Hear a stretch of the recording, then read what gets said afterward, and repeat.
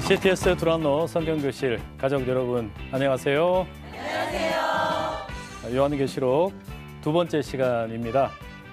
우리가 지난 시간에는 이 요한계시록을 어떻게 읽는 것이 바람직할까 이런 이야기 먼저 나누었죠. 그래서 우선은 사도 요한과 이 편지를 받게 되는 당대의 어떤 배경을 먼저 알아보고, 그리고 그것이 가지고 있는 의미를 찾고, 그게 또 우리 2000년이 지난 오늘 우리에게까지 적용되는 어떤 신앙의 원리는 뭘까? 이걸 또 발견해보고 나아가 요한계시록만의 독특한 메시지라고 할 수 있는 이 종말의 내용까지 함께 살펴보자, 이런 이야기 함께 드렸습니다. 오늘은 이제 그 연장선에서 1장의 9절에서 20절까지의 말씀을 함께 살펴보려고 합니다. 자, 그런데 이 내용은 크게 보면 두 가지입니다. 하나는 이 편지를 쓰고 있는 사도 요한이 누구냐, 이 사도 요한에 대한 조금 더 부연 설명이 들어가고요. 그리고 더 많은 내용은 뭐가 들어있냐면 예수님이 누구냐라는 거예요. 왜 그런가 하면 아직 문제가 나오지 않았습니다. 여러분 기도하실 때 문제를 이야기하기 바쁘세요? 아니면 내 기도를 들으시는 예수님에 대해서 이야기하기 바쁘세요?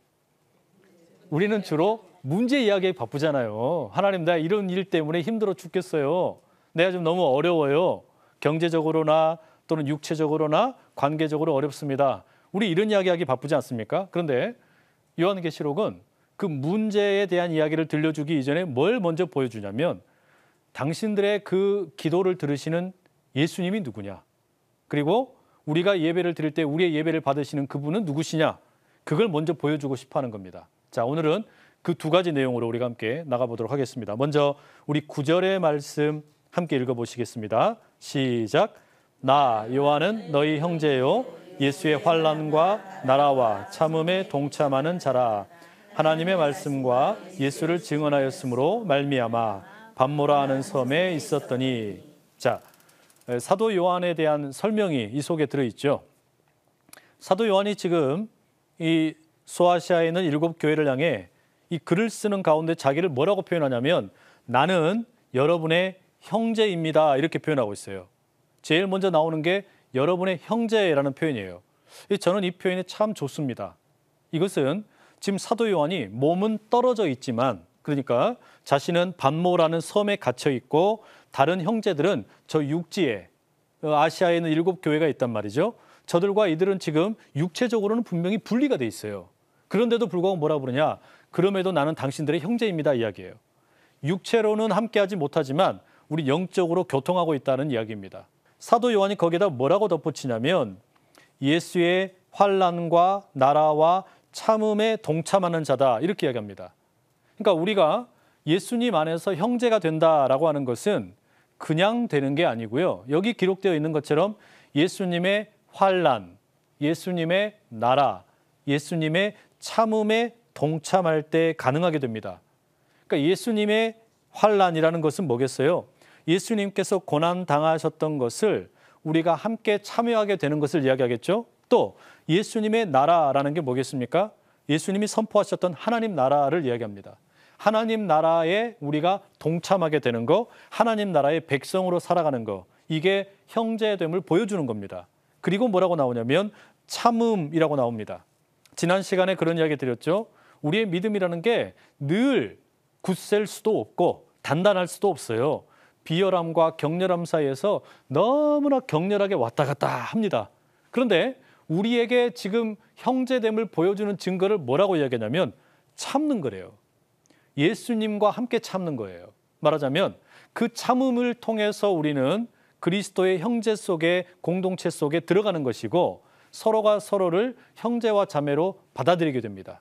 예수님의 그 고난에 동참하고 예수님의 나라에 동참을 하고 그 참음에 동참하는 거예요. 그런데 이제 이것이 앞으로 전개될 내용에 보게 되면 이 참는다라는 것은 단순하게 그냥 견디는 것만을 말하는 것은 아닙니다. 그러니까 누군가가 외부에서 나를 공격을 해요. 그런데 이거를 그냥 견디는 것만이 아니라 이것은 어떤 의미에서는 또한 저항이기도 합니다. 이 참는다라는 것은 수동적으로 당하는 것만을 말하는 게 아니라 누군가의 공격에 대해서 저항할 수 있는 겁니다.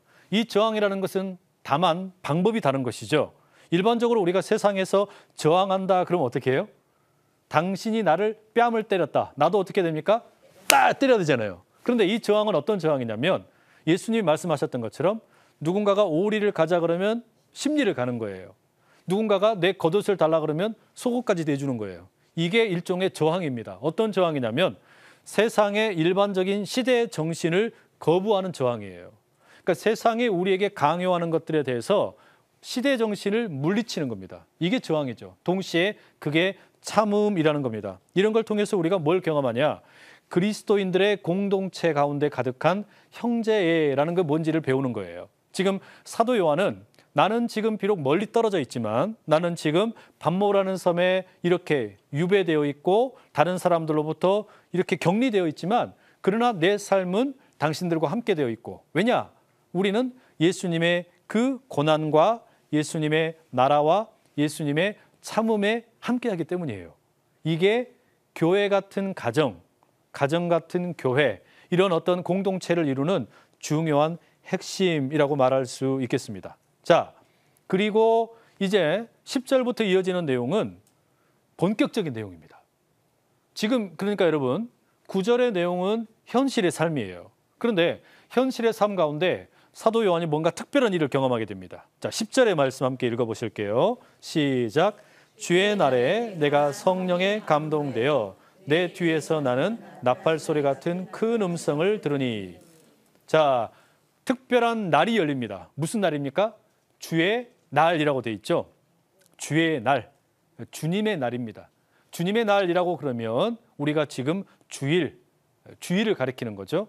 우리는 주일이 되면 왜 이 날을 주일이라고 부릅니까? 예수님께서 십자가에 죽으셨다가 부활하신 날이에요. 그러니까 모든 주일은 동일하게 작은 부활절이라고 할 수 있습니다. 이 복음이 선포되는 날입니다. 말하자면 죽음을 이기시고 부활하신 예수님을 만나는 날이에요. 이게 주의 날입니다. 이 주의 날에 지금 사도 요한은 pat모섬에 혼자 있었지만 예배를 드립니다. 혼자 있는 가운데 예배를 드려요. 얼마나 외로웠겠어요. 또 얼마나 답답했겠습니까? 감옥에 갇혀 있는 사람이 혼자 있으면서 예배 드리는 거 쉽지가 않잖아요. 뭐 요즘에야 무슨 뭐 혼자 살아가는 싱글 라이프가 강조가 되다 보니까 뭐 혼밥족도 있고 또 혼자 살아가는 어떤 나 혼자 산다 같은 이런 프로그램도 있지만 사실 여러분 혼자서 뭔가를 한다라는 것은 이게 쉬운 일이 절대 아닙니다. 예배 역시 마찬가지예요. 주일날 사도 요한이 홀로 예배를 드립니다.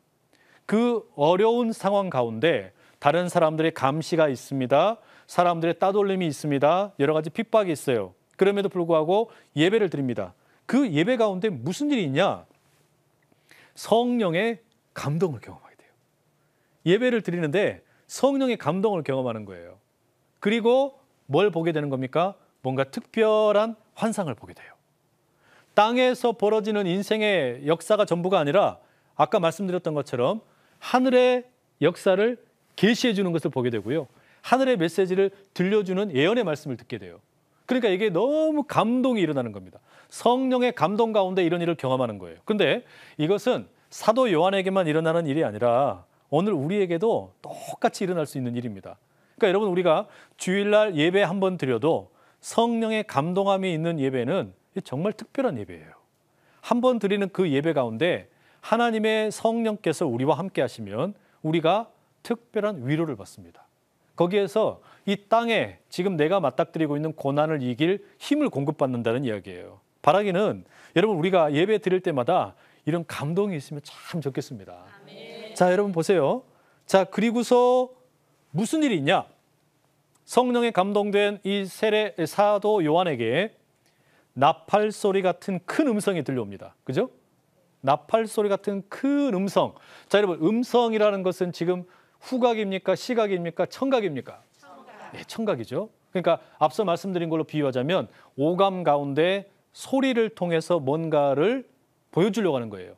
들려주려고 하는 거죠. 이를테면 이것이 또 다른 천국의 차원, 하늘의 세계를 보여주려고 그러는데 이것을 이제 청각을 사용해서 들려줍니다. 나팔 소리처럼 울려 퍼지는 어마어마하게 큰 소리가 들리는 겁니다. 자, 그게 무슨 음성인가 보니까 11절에 이렇게 되어 있죠. 함께 읽어보실게요. 시작. 이르되 네가 보는 것을 두루마리에 써서 에베소, 서모나, 버가모, 두아디라, 사대 빌라델비아, 라오디게아 등 7교회에 보내라 하시기로. 자, 여러분, 여기 보니까 드디어 이제 사도 요한이 왜 요한계시록을 쓰게 되었는지를 알 수가 있어요. 그죠? 주일날 예배드리다가 성령의 감동을 받았어요. 그리고서 나팔소리 같은 큰 음성을 들은 겁니다. 그리고 뭐라고 말씀하시냐면 7개의 교회를 향해서 글을 써라. 글을 쓰라는 겁니다. 이 글을 쓰게 되는 것이 뭐냐? 요한계시록 메시지라고 할 수가 있습니다. 자, 그러니까 이제 우리가 살펴보게 되는 이 내용들은 다 바로 그런 맥락에서 우리가 살펴볼 수가 있겠죠. 그런데 이렇게 큰 음성을 듣기는 들었는데 이게 도대체 무슨 음성일까? 여러분 그런 경험 있으시죠? 예를 들면 갑자기 집에서 설거지를 하고 있는데 막 우르릉 쾅쾅쾅 거실에서 무슨 소리가 들려요. 또는 어떤 그 자녀들 방에서 뭔가 큰 소리가 들려요. 그럼 이게 무슨 일인가 해서 고개를 돌려보시게 되죠. 아니면 이 장갑을 빼고 그쪽으로 가보시게 되잖아요. 마치 그것처럼 그런 반응이 이제 이 사도 요한에게 나타나게 됩니다. 12절 같이 한번 읽어보실게요. 12절입니다. 시작. 몸을 돌이켜 나에게 말한 음성을 알아보려고 돌이킬 때에 7 금촛대를 보았는데. 몸을 돌이켰어요. 그러니까 예배를 드리다가 성령의 감동 가운데 특별한 음성을 듣게 되고 이것을 받아 적어라라라라 이런 음성을 듣게 된 거예요. 근데 이걸 이제 받아 적어라고는 하셨는데 이 음성이 누군지를 모르겠는 겁니다. 아직 모르는 거예요. 그죠? 그러니까 본인이 지금 사도 요한이 7개의 교회 가운데 편지를 쓰고 있다라는 걸 이야기하는데 그 연유가 어떻게 된 건지 자초지종을 설명하는 거죠. 내가 이 글을 왜 쓰게 되었냐? 나 예배 드리는데 성령의 감동을 입었다. 그리고 뭔가 어마어마한 큰 나팔 소리 같은 음성이 들리더라. 그래가지고 이게 도대체 누구의 소리인가 싶어서 고개를 휙 돌렸더니 이야기죠. 그죠? 자, 그랬더니 누가 나오냐? 아무도 안 나와요. 아무도 나오지 않고 뭐가 나왔냐면 12절에 보니까 7 금촛대, 7 금촛대가 나오게 됩니다. 여러분 7 금촛대라고 하는 것이 뭘까? 20절에 그 내용이 나옵니다. 1장 20절을 먼저 한번 읽어보실게요. 자, 1장 20절입니다. 시작. 네가 본 것은 내 오른손의 7별의 비밀과 또 7 금촛대라. 7별은 7 교회의 사자요 7 촛대는 7 교회니라. 자, 그러니까 7 금촛대는 뭐라고 말하는 겁니까? 교회, 7 교회죠. 그러니까 앞으로 이제 이 사도 요한이 들려주게 되는 내용의 핵심에는 교회에 대한 이야기가 있어요. 교회에 대한 이야기가. 예수님께서 마태복음에 그런 말씀하셨죠.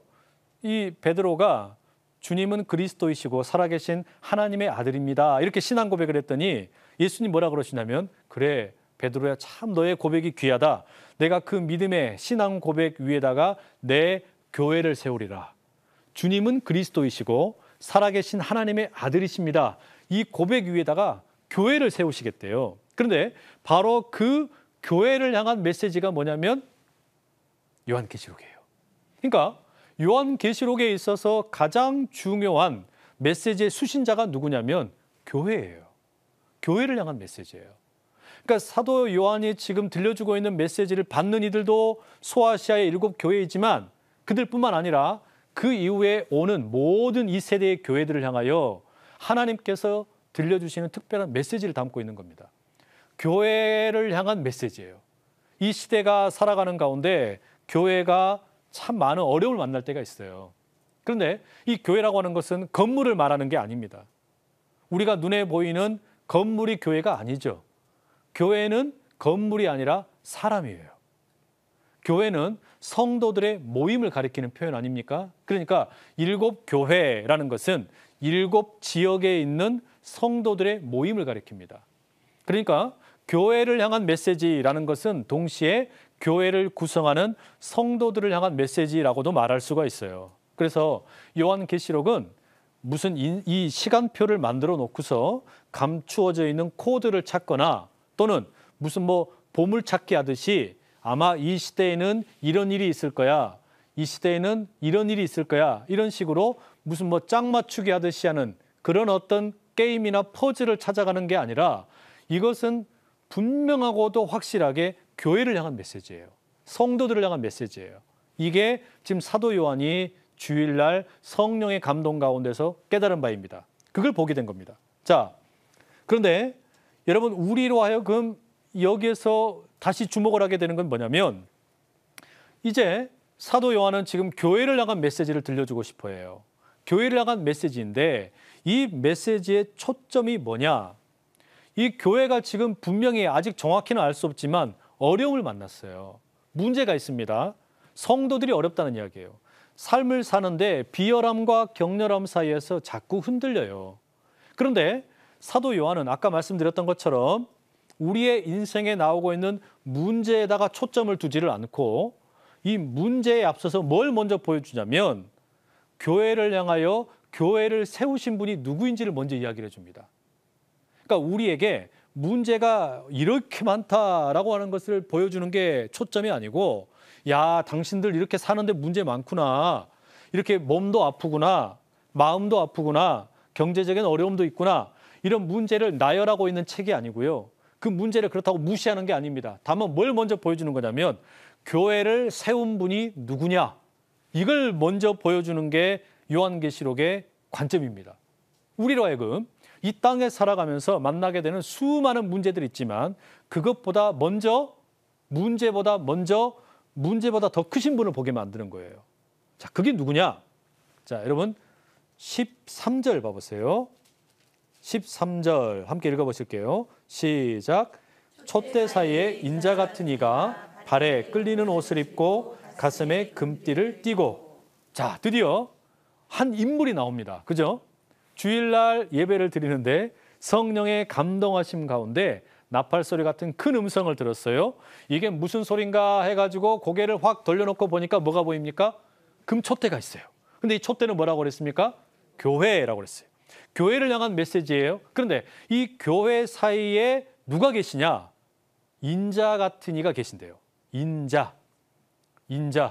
뭐 옛날에 우리 어르신들은 특히 남성분들은 그 아내를 보고 뭐라고 불렀습니까? 임자 이랬죠.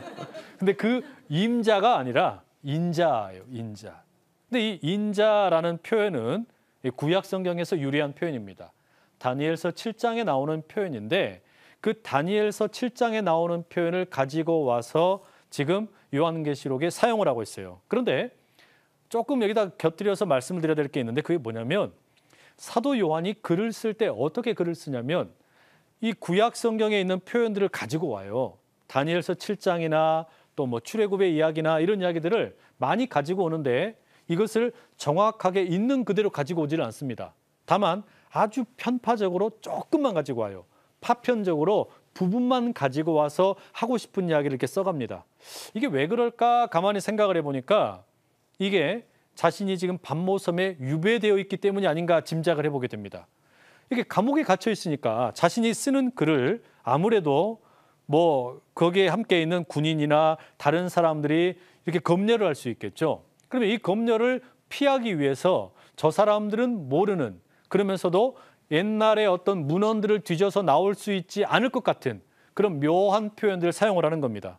이를테면 여러분, 우리가 어떤 독립운동을 하시던 분들이 지금 어떤 일본 군인에 의해 가지고 감옥에 갇혔어요. 서대문 형무소에 갇혀 계십니다. 그러면서 저기 만주에서 지금 독립운동을 하고 있는 동지들에게 편지를 쓰고 싶어요. 그런데 거기에다가 일본 놈들, 나쁜 놈들 다 쳐 죽여라 이렇게 쓰면은 그 편지가 전달이 되겠어요? 안 되겠어요?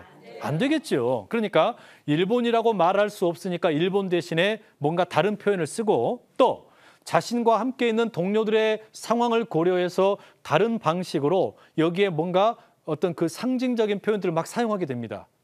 그러죠? 그런 식으로 쓰는 것처럼 사도 요한도 이 성경 가운데, 그러니까 사도 요한에게 성경은 구약 성경이죠. 신약 성경은 아직 없는 거잖아요. 그러니까 사도 요한이 구약 성경에 나와 있는 여러 가지 사건들이나 이야기들을 가지고 와서 이것을 자기가 지금 글을 쓰고 있는 소아시아 7교회 성도들에게 들려줍니다. 그런데 그것도 살짝 조금씩만 보여주는 거예요. 왜 이렇게 하냐? 구약 성경에 있는 내용을 그대로 다 보여주면 이 검열을 하는 분들이 매칭을 해가지고 이거 구약 성경에 있는 내용이네 찾아가서 알 수도 있으니까 가급적이면 잘 모르게 하려고 조금씩만 가지고 오는 거예요. 그렇게 해서 짜깁기 하는 것처럼 이렇게 들어가는데 전체를 놓고 보면 내용이 파악이 됩니다. 그래서 요한계시록 읽을 때 어떤 분들은 그래요. 구약 성경이 없으면 요한계시록은 읽을 수가 없다. 그만큼 요한계시록에는 구약 성경의 내용이 많이 들어와 있습니다. 그런데 희한하게도 다른 신약 성경의 책들처럼 이 구약 성경을 전체를 인용하는 경우는 거의 없어요. 조금씩만 인용을 하는 겁니다. 조금씩만. 그러면 여러분 가만히 보세요. 이렇게 조금씩만 인용을 하면 교회 성도들은 알까요, 모를까요?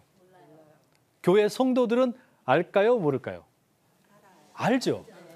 그렇죠. 예. 그러나 검열을 하게 되는 로마의 군인과 같은 사람들은 알까요, 모를까요? 이들은 모르는 거예요. 로마의 군인과 같은 사람들은 모르지만 교회 성도들은 조금만 인용을 해도 이게 어느 성경을 가지고 온 거구나 짐작을 할 수 있고 그걸 읽어볼 수 있어요. 그리고 이게 어떤 맥락인지를 금세 찾을 수가 있는 겁니다. 바로 그런 맥락에서 지금 여기에 나오는 인자 같으니라는 표현도 사용이 되고 있어요. 그러니까 여러분 인자라는 말은 이게 다니엘서 7장에 나오는 표현인데 이게 어떤 의미로 사용이 되냐면 본래 의미는 이게 그 하나님께서 창조 이후에 에덴 동산에다가 아담을 두셨죠. 그런데 아담이 하나님의 형상대로 지음받았던 것을 다 잃어버립니다. 타락을 하게 되죠. 그리고 너무나 어려운 삶을 살게 됩니다. 그런데 인자라고 하는 존재는 어떤 존재냐면 이 에덴 동산에서 아담이 잃어버렸던 그 어떤 영광스러움을 회복하도록 도와주는 분이에요. 그리고 아담의 후손들이 다 그렇게 일어날 수 있도록 회복하도록 일으켜주는 분입니다. 이게 다니엘서에 사용된 인자라는 분의 정체입니다. 그러니까 여기에 지금 예수님이라는 표현이 나옵니까? 안 나옵니까? 전혀 안 나와요. 그러나 인자 같으니라는 표현을 이 소아시아에 있는 7교회 성도들은 읽어가다 보면 자연스럽게 알게 돼요. 이거 예수님 이야기구나. 예수님에 대한 이야기를 지금 이 사도 요한이 우리에게 들려주려고 하는구나. 그래서 인자 같으니라는 말만 들어도 이들은 어떻게 되는 거냐면 성경을 잘 아는 분들은 인자 같으니 그러면 다니엘서 7장 그래가지고 가가지고 바로 읽어보는 거죠. 그리고서 이게 예수님에 대한 이야기구나. 그걸 알게 되는 겁니다. 자, 그러니까 지금 이 사도 요한은 자신이 보게 된 환상 가운데 처음 등장하는 인물이 누구냐면 인자예요. 인자. 주일날 예배드리는 가운데 성령의 감동을 받아가지고 뒤를 확 돌아보니까 그 커다란 음성의 정체가 무언가 봤더니 금촛대 사이에 계시는 인자라는 분을 보게 된 겁니다. 이 인자가 어떤 분인지를 들려주고 싶은 거예요. 이 인자라는 분이 들려준 나팔 소리 같은 큰 음성을 이제 계시해주고 예언해주고 그것을 편지로 써서 보여주고 싶은 겁니다. 이게 지금 이 요한계시록의 내용이죠. 자, 그러면 인자는 어떤 분이냐? 자, 인자에 대한 내용이 14절과 15절에 묘사가 되어 있는데요. 우리 13절부터 읽어야 되겠네요. 우리 13절을 먼저 읽어보겠습니다. 시작. 촛대 사이에 인자 같은 이가 발에 끌리는 옷을 입고 가슴에 금띠를 띠고. 자, 인자에 대한 묘사를 하는데 뭐라고 나오냐면 옷을 보여주고 있습니다. 그렇죠? 제가 오늘 옷을 입고 있잖아요. 근데 이 옷을 뭐라고 묘사해놨냐면 발에 끌리는 옷을 입고 가슴에 뭐가 있어요? 금띠를 하고 있습니다. 여러분, 발에 끌리는 옷을 입었다. 이거 뭔 것 같습니까? 나이트 가운입니까? 이거는 지금 뭘 이야기하는 거냐면 당대에 아주 높은 어떤 직책에 있는 분이죠. 옷을 끌리는 옷은 아무나 입을 수가 없어요. 바닥을 쓸고 다니는 이런 옷을 입으려면요, 이건 보통 높은 분이 아니면 입을 수가 없는 겁니다. 그리고 가슴에는 뭐가 있어요? 금띠가 있어요. 이거는 여러분 지금 왕을 이야기하는 겁니다. 왕이에요. 그러니까 이 인자는 왕의 모습으로 옷을 입고 있어요. 누군가가 입고 있는 옷을 보면 저 사람이 누구인지를 우리가 짐작을 할 수가 있는데 여기 나오는 인자는 어떤 분이냐? 왕입니다. 왕의 모습을 하고 계시는 분입니다. 그러니까 왕의 모습을 하고 있다라는 것은 그분에게 뭐가 있냐면 위엄과 권위가 있어요. 그죠? 자, 이 인자 같은 분의 옷은 이렇게 생겼는데 그러면 용모는 어떠냐? 생김새는 어떤가라는 내용이 14절과 15절에 설명이 되고 있죠. 우리 함께 14절, 15절 읽어보겠습니다. 시작. 그의 머리와 털에 그가 흰 양털 같고 눈 같으며 그의 눈은 불꽃 같고 그의 발은 풀무에 달려는 빛나는 주석 같고 그의 음성은 많은 물소리와 같으며. 예, 여기 보시면 이 인자와 같은 분, 이 왕의 옷을 입고 있는 이분의 이제 얼굴부터 시작을 해가지고 여러 용모를 보여줍니다. 그 첫 번째가 뭐냐면 머리와 털이 뭐라고 되어 있습니까? 하얀 양털 같다 이렇게 이야기하고 있죠. 이 머리와 털이 하얀 양털이다. 무슨 무슨 뭐 판타지 소설에 나오는 간달프 이런 걸 이야기하는 건 아닙니다. 여기서 지금 머리가 이렇게 하얗다라는 것은 순수하다는 얘기입니다. 순결하다는 이야기입니다. 깨끗하다는 이야기죠. 달리 말하면 이 왕으로 오신 이 인자는 오염되지 않은 분이에요. 그러니까 죄가 없는 분이에요. 그런 어떤 순결한 분으로 묘사가 되고 있습니다. 그 다음에 눈은 뭐라고 이야기하고 있습니까? 눈이 불꽃 같다. 막 불꽃처럼 이글이글하단 말이죠. 그러니까 불꽃 같다라고 하는 것은 여러분 불은 어때요? 그 속성이 누군가를 제압하는 힘이 있죠. 불은 여기에 불이 붙으면 옆에 있는 것을 다 태워버리는 힘이 있지 않습니까? 달리 말하면 침투하는 힘이 있어요. 불은 누군가를 침투해서 태워버리고 변화시킵니다. 그러니까 지금 이 눈이 불꽃 같다라는 것은 이분은 우리의 속마음을 꿰뚫어 본다는 이야기예요. 그러니까 이 인자 같은 분은 그 눈이 불꽃 같은 그 어떤 모습으로 우리가 겉으로는 드러나지 않을 것 같은 속에 있는 생각과 마음을 다 아신다는 거죠. 그게 이 불꽃 같은 눈의 어떤 정체라고 할 수 있어요.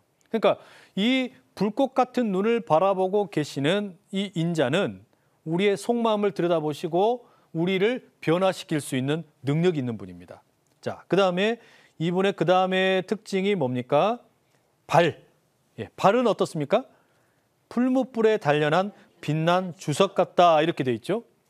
이거 역시 사실 다니엘서에서 유래한 표현인데 빛난 주석과 같다. 길게 설명을 드리기는 좀 곤란할 것 같고 단단하다라는 이야기입니다. 그러니까 어떤 이 쉽게 허물어지는 그런 어떤 기초가 아니라 무너지지 않는 거예요. 그러면서도 주석이라고 하는 것을 통해서 보여주는 건 뭐냐면 유연하면서도 단단한 겁니다. 유연하면서도 단단한 힘이 있어요. 자, 그게 발의 모습이고 그 다음에 음성에 대한 모습이 나오죠. 음성은 뭐라고 나오냐면 많은 물소리와 같다라고 이야기합니다. 이 목소리가 분명하게 들린다는 이야기예요. 많은 물소리처럼 많은 물소리가 막 흘러가면 커다란 소리를 내지요. 소리가 납니다. 그것처럼 이 인자의 목소리는 힘이 있어요. 이 권세가 느껴진다는 이야기입니다. 파워가 있다는 이야기예요. 이게 이 인자의 용모입니다. 자, 정리해보면 사도 요한이 지금 보게 된 인자는 촛대 사이에 계십니다. 교회와 교회 그 사이에 계신다는 이야기예요. 그리고 이분의 용모를 가만히 보니까 발에 끌리는 옷을 입고 그리고 금띠를 하고 계세요. 이 왕으로서의 어떤 품위를 가지고 계십니다. 그리고 이분의 용모를 보니까 하얀 머리털을 하고 계세요. 깨끗한 분이세요.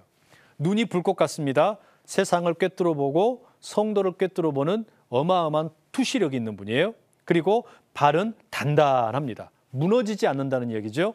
목소리는 어떠냐? 많은 물소리예요. 그러니까 힘이 있어요. 그리고 분명하게 들린다는 이야기입니다.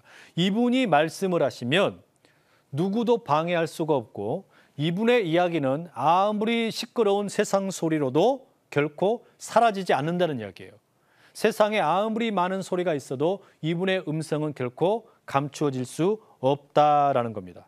자, 그리고 16절로 넘어가 보시면 이 인자의 영향력에 대한 소개가 나옵니다. 우리 16절 한번 같이 읽어보실게요. 시작.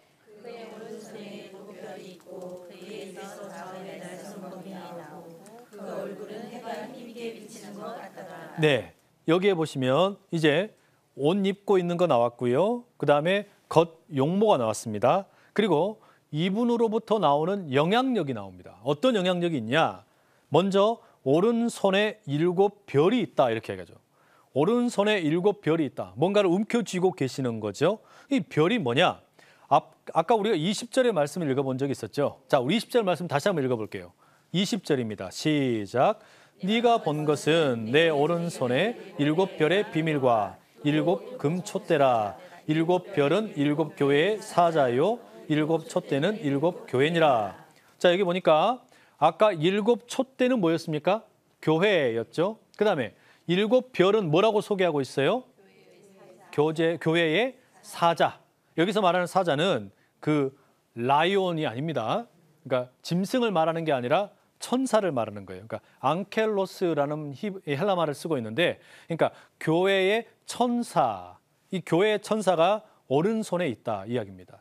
그러니까 인자 같은 분의 오른손에 7 별이 있는데 그것은 교회의 천사다. 달리 말하면 이걸 어떤 분들은 그렇게 이야기해요. 이 천사는 어떤 존재냐면 일종의 수호 천사다. 뭐 이렇게 이야기하는 분도 계시고, 이 천사는 성도를 대표하는 것이다. 이렇게 이야기하는 분도 계세요. 그래서 그냥 편하게 말씀드리자면 이렇게 이야기할 수 있을 것 같아요. 지금 교회와 교회 사이를 거닐고 계시는 분이 계시는데 이분이 인자란 말이죠. 근데 이 인자의 손에 들린 게 뭐냐면 7 별이에요. 교회의 천사입니다. 이건 뭘 말하는 거냐면 이분에게 성도들의 인생이 달려있다는 이야기예요. 그러니까 이 인자에게 성도들의 인생이, 미래가 달려있다는 이야기예요. 현재와 미래, 아니 과거와 현재와 모든 미래가 이 인자 같은 분의 오른손에 달려있다는 이야기예요. 그걸 지금 보여주고 싶은 겁니다. 그러니까 교회와 교회 사이를 거닐고 계시는 그 인자의 손에 들려있는 인생. 여러분, 그러니까 우리가 때때로 흔들리는 이유가 뭐냐면 내 인생을 끌고 가는 게 세상이라고 느껴질 때 그렇잖아요. 나를 끌고 가는 게 돈이라고 느껴질 때 우리가 흔들리지 않습니까?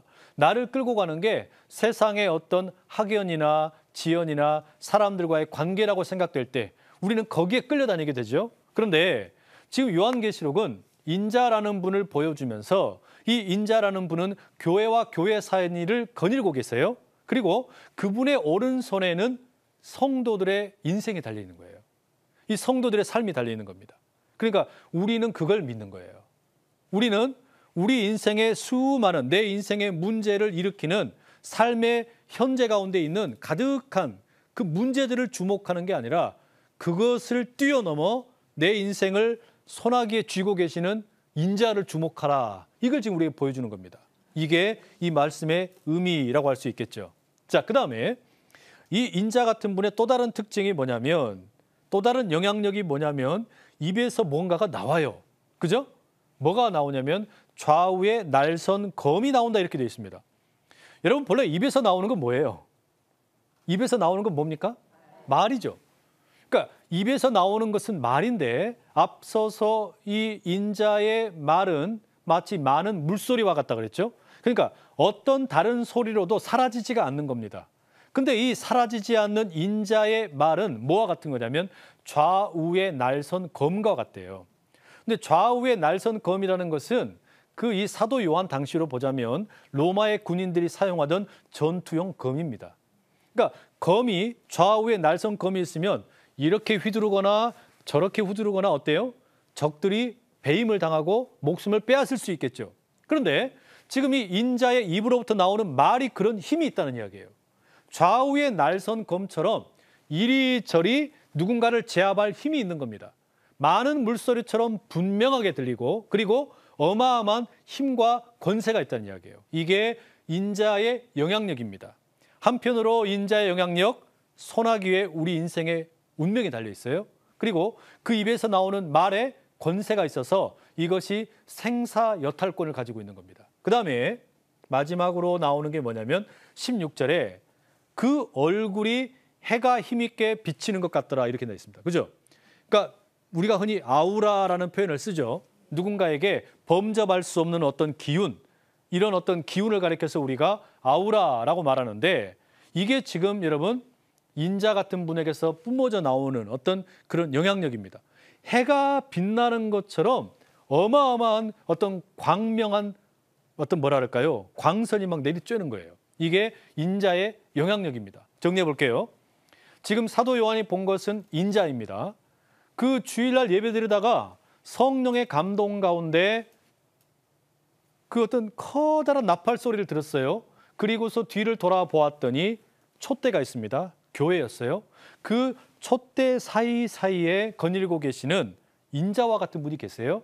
인자와 같은 분은 왕의 옷을 입고 계십니다. 그리고 그 머리는 하얗게 순결함을 보여주고 눈은 불꽃 같아서 사람들의 세상 속의 모든 걸 꿰뚫어 보십니다. 그리고 다리가 단단합니다. 무너지지 않아요. 그리고 목소리는 많은 물소리로 분명하게 들려요. 이게 이분의 용모였어요. 그리고 이분은 영향력이 있습니다. 어떤 영향력이 있냐? 오른손에 별을 움켜쥐고 있어요. 성도의 운명이 거기에 달려있다는 이야기입니다. 그리고 이분의 입에서 나오는 말은 좌우의 날선 검처럼 어마어마한 권세가 있어요. 힘이 있다는 이야기예요. 그리고 이분의 어떤 그 빛이, 이분에서 나오는 빛은 너무나 밝게 빛나고 있다. 이런 이야기 들려주고 있죠. 자, 이게 영향력입니다. 자, 이게 지금 인자와 같은 분의 모습인데, 자, 이런 인자와 같은 분을 보게 되었을 때 어떤 반응이 나오냐? 17절에 보면 앞부분에 이렇게 되어 있습니다. 내가 볼 때에 그의 발 앞에 엎드러져 죽은 자 같이 되매. 당연히 이렇게 돼요. 인자와 같은 분을 지금 사도 요한이 어떻게 됐어요? 봤어요. 그러니까 처음에는 뭘 했냐면 목소리를 듣기만 했습니다. 나팔 소리 같은 큰 음성을 들었어요.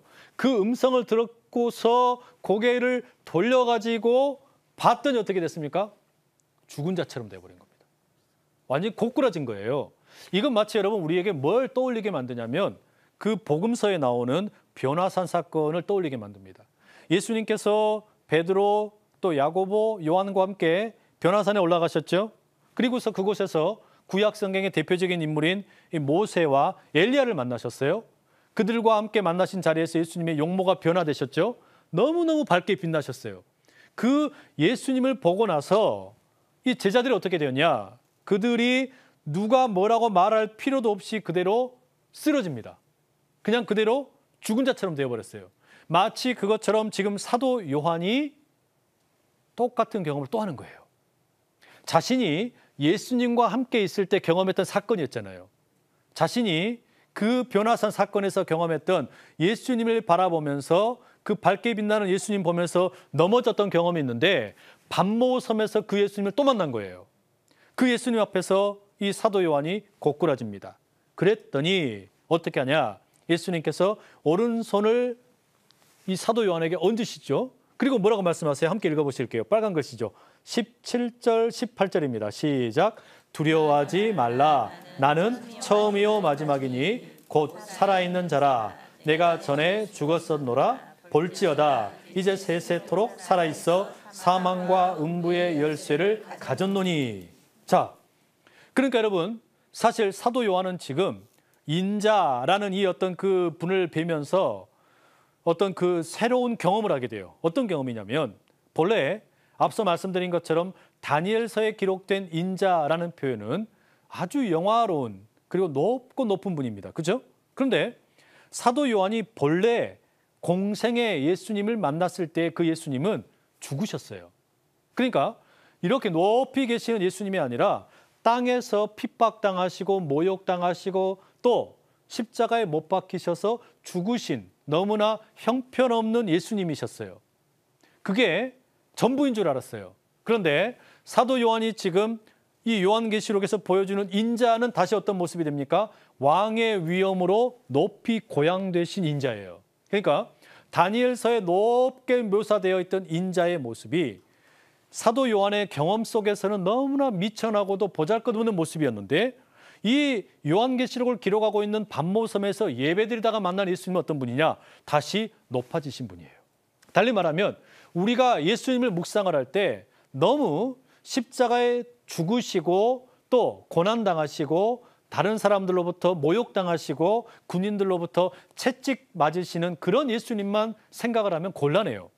우리가 꼭 기억해야 될 예수님은 어떤 분이냐? 왕의 위엄으로 온전히 우리 가운데 나타나시는 그런 예수님입니다. 지금 사도 요한은 그 예수님을 보고 있는 겁니다. 다시 오실 예수님, 죽음을 이기시고 승리하신 예수님, 그 예수님을 지금 사도 요한이 보게 된다 이런 말이죠. 그래서 사도 요한은 그 패배자가 아니라 승리하신 예수님을 보게 되었습니다. 그 예수님을 보게 되니까 사도 요한이 어때요? 너무너무 무서운 겁니다. 그냥 그대로 쓰러집니다. 변화산에서 경험했던 그 모습처럼. 그러자 예수님은 그 사도 요한에게 손을 얹으시고 두려워하지 말아라. 사도 요한이 변화산에서 경험했던 것과 똑같은 말씀이에요. 두려워하지 말아라. 두려워하지 말아라. 또 풍랑을 만나가지고 그 갈릴리 호수에서 곧 침몰할 것 같던 바로 그때에 예수님께서 두려워하지 말아라. 그 물 위를 걸어오시는 예수님께서 베드로를 보고 두려워하지 말아라. 나다. 두려워하지 말아라. 그 음성이에요. 그 음성을 사도 요한이 들은 겁니다. 여러분, 이 내용을 보게 되면 지금 다른 사람들은 이 인자와 같은 이가 누구인지 모를 수 있지만 이 소아시아에 있는 7교회 성도들은 모를 수가 없는 거예요. 이게 누굽니까? 예수님이에요. 예수님이에요. 이 예수님이 지금 사도 요한을 통해 환상 가운데 나타나셨구나. 그리고 두려워하지 말라고 우리에게 들려주시는구나. 심지어 뭐라고 말씀하시냐면 내가 전에 죽었으나 다시 살아났다. 사망과 음부의 열쇠를 가지고 있다. 이렇게 이야기하고 계신단 말이죠. 여러분, 우리가 이걸 꼭 기억해야 됩니다. 우리 삶 가운데 이런 예수님이 찾아오셔서 두려워하지 말아라. 날마다 우리에게 들려주고 계신단 말이에요. 우리의 땅의 역사의 관점으로 보면 너무나 두려워하는 게 당연합니다. 무서워하는 게 당연해요. 그런데 이 예수님이 뭐라 그러세요? 두려워하지 말아라. 왜냐? 이 인자와 같은 분, 그 예수님의 오른손에 우리 운명이 달려있기 때문에 그래요. 그 입에서 나오는 말씀이 좌우의 날성검처럼 권력이 힘이 있기 때문에 그래요. 이 예수님이 우리에게 말씀하신단 말이죠. 자, 그러니 여러분, 이 두려워하지 말라는 음성을 우리가 들으면서 이렇게 생각하시면 좋겠어요. 우리가 흔히 이런 이야기 하지 않습니까? 우리가 돈이 없지 가오가 없냐, 뭐 이런 이야기 들어보셨잖아요. 그죠? 우리 믿음이 그런 거예요. 우리가 뭐 돈이 없지 또는 건강이 없지 또는 어떤 다른 것이 없을 수는 있다. 그러나 우리가 믿음이 없냐? 그건 아니란 이야기예요. 그 믿음 가지고 나아갈 때 우리에게 두려움 없는 하나님의 은혜가 있는 줄 믿습니다. 자, 마지막 우리 19절과 20절 말씀을 이제 결론으로 읽어야 되겠습니다. 함께 읽어볼게요. 시작. 그러므로 내가 본 것과 지금 있는 일과 장차 될 일을 기록하라. 내가 본 것은 내 오른손에 7별의 일과 일곱 촛대라. 7별은 7교회의 사자요 7촛대는 7교회니라. 예, 그러므로 이렇게 되어 있습니다. 자, 이걸 내용의 흐름을 보자면 사도 요한이 이 주일날 예배 드리다가 인자와 같은 분의 모습을 봤어요. 그리고 죽은 자 같이 되었는데 그분이 오셔서 두려워하지 말아라 이렇게 세워주셨어요. 그리고 나서 뭐라고 말씀하시냐? 그러므로 인자와 같은 분을 보여준 후에 그러므로 뭐라고 말하냐면 사명을 맡기시는 거예요. 여러분, 이게 뭐냐면 우리가 문제를 만나는 것이 문제가 아니라 예수님을 만나지 못하는 게 문제예요. 인자와 같으신 예수님을 만나는 게 우선이라는 이야기입니다. 예수님을 만나고 나면 그러므로 사명이 생겨요. 그러므로 말할 것이 생기고 그러므로 보여줄 것이 생기는 겁니다. 그래서 19절에 뭐라고 이야기하냐면 그러므로 이제 네가 본 것과 지금 있는 것과 또 장차 될 일을 기록하라. 근데 이건 여러분 이렇게 이해하시는 게 좋습니다. 네가 본 것과 지금 있는 일과 장차 될 일 등이 접속사로 되어 있는 것 같지만 이것을 네가 본 것, 그러니까 지금 본 거죠.